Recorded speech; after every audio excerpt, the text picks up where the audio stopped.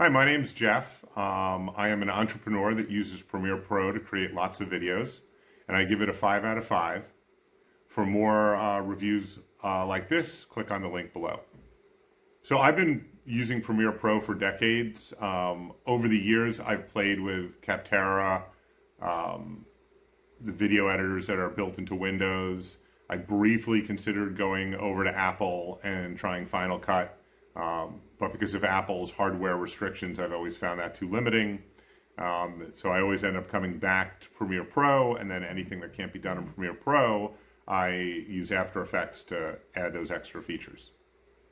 So I chose Premiere Pro primarily because I was familiar with Adobe Photoshop when I got started, and using software that works well together obviously makes life easier. But over the years, I wouldn't have stayed with Premiere Pro unless it met my needs. And so first, obviously, it's got to be intuitive, and it's, as a computer science professor when I'm not being an entrepreneur, I found it very intuitive to use.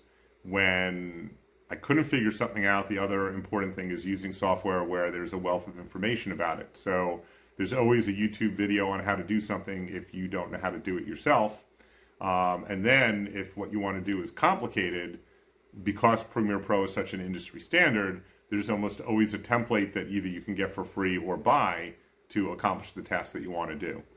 To get started with Premiere Pro is relatively easy, but there is a learning curve as you want to do more advanced stuff. So the way I look at it is you can do your basic edits very, very easily in Premiere Pro.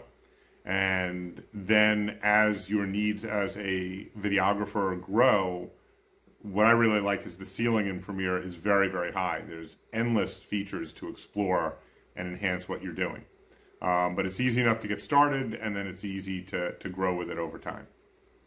I would recommend watching a bunch of tutorials if you haven't ever done nonlinear editing before. There's nothing like teaching yourself from the start the right way to do it, and there's plenty of tips out there on Premiere to help you go down the right path.